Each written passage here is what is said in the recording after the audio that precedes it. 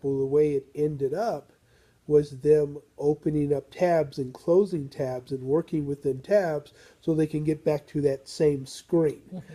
So we went as far as that and going ahead and tooling around and things of that sort. Whereas with the first graders working within that same program, which by the way is designed for kindergartners, you know, what they got out of it was how to use a mouse more than anything else, how to use a mouse. And then one thing that I built into the activity for all of them is part of building a culture within here where, when you get up, you always push in your chair.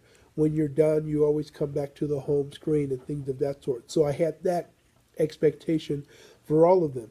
Maybe with the first graders, they only had 2 opportunities to push in their chairs, get up and push in their chairs. Whereas with the 5th graders, they had like 6, 7 opportunities, you see. And then, of course, with the 5th, 6th graders, pardon me, 4th, 5th graders, because they got so much further, at the end, we've done with the lesson. There's 7 minutes left. You can do whatever you want as long as you open up another tab so that at the end, you close that tab and we're back to that same screen. Fantastic. Yeah. So definitely some differentiated Right. instruction with that. One thing I looked at is you were talking about that challenge and what you bring to your students Right. is you have that academic language. That Oh, yeah. language that in their common everyday life they don't see. Right. They don't hear. Right. And so I just went through that lesson. Yeah, I and, use a lot of that. and I underlined that academic language with the second graders, and I think it's on your sheet too. So Uh-huh. I said editing, definition, Right. objective, modify, prepared, outcome, Yep. Symbaloo, which would be new academic vocabulary, Tutorial. That was, yeah, period, yeah. instruction, documents for justification, Right. edit, highlight, bold. So as you look through, it's wonderful to bring that academic language to the forefront and to their focus. Right. But think about how strategically would you present it to them, have them give a chance to use it, Right. not just using it, with the program, but Right. using it orally in Sure. sentences, and how much would be challenging for a second grader, but not overly challenging. Well, we did a lot of stuff with academic language last year.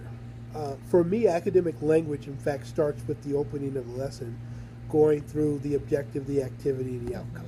I think it's critical for students to understand that, which I learned from my students. When I had a student ask me, I don't know, a month into school, what's objective? You see what I'm saying? And so it occurred to me that it's important that students understand when we talk about an objective, that it means what we're going to learn today. And when we talk about the activity, that the activity is what we're going to do to learn the objective. And, I don't need to go through all the definitions. So the point is that I think that there are some foundational, basic things that students need to have vocabulary-wise using academic language that's consistent, that they can also use in their everyday life and in when I'm talking to them, I'll get to the point where we're having a discussion. I will say, well, so what would be the outcome of doing it the way that you're saying to do it? You see what I'm saying? So I want to be able to bring that to it. And what kind of answer would they usually say? If you say, what is the outcome of doing If this? I ask them, they're not ready for it right now. Uh-huh. But if I ask them for it right now, because they're not ready, I'm not going to get the response that I would like. However, I think very soon, I think that with most of my classes, I would be able to say with the majority of them, what would be the objective with regard to what we're doing right now. And they understand it means what we're going to learn. Well, let me interject. So we talk about the objective, and you have second graders, and you Right. want to get that into their academic, useful vocabulary. Uh-huh. So if you said, the objective of this lesson is Right. to, whatever that is, and then you say, students, would you please repeat the objective with me? The objective of the lesson is, Okay. so they're actually articulating it using, themselves, using the, that word in a right. sentence, and then Right. maybe they could turn to a partner. You could use objective in another way, like what would be the objective of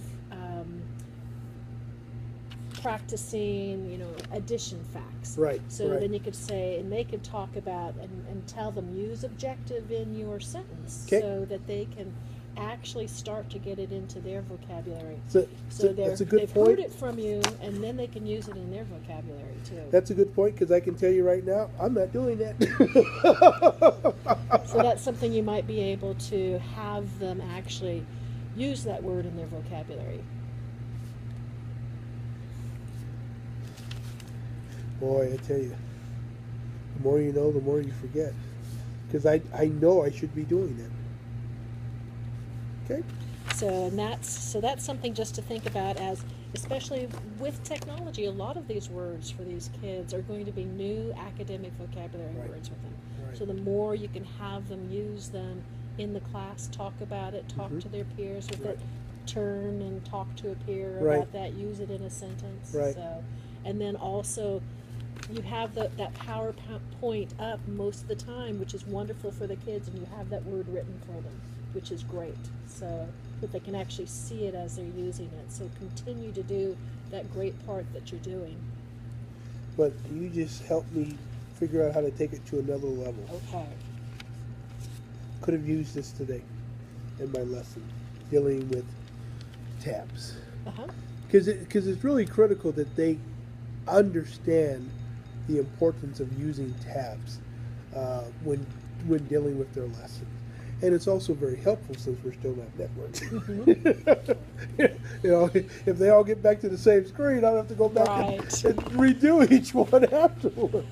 You've got it. So one thing I'd like you to do a little research on, Okay. as to, we talked about the MODOC standards for Right. technology. Right? So if you get a chance to get a hold of those, and I think Kim Parker has them, is look at, like that, since we focused on that second grade group, look at that second grade group and look and see if there is a progression of skills with Okay. with keyboarding as to what that progression is. So as you're planning your lessons, you can Okay. look at that progression too and see, what might go first. Is it, learning the home keys? Right. Is it going and doing underlining first? Is it highlighting? Is there an actual That's a good point. progression Sure, as you sure. look at it? Yeah, because definitely more groping with regard to that right now. And coincidentally, I do have a meeting for my POC tomorrow with Kim to go over the map results. So you might have a good chance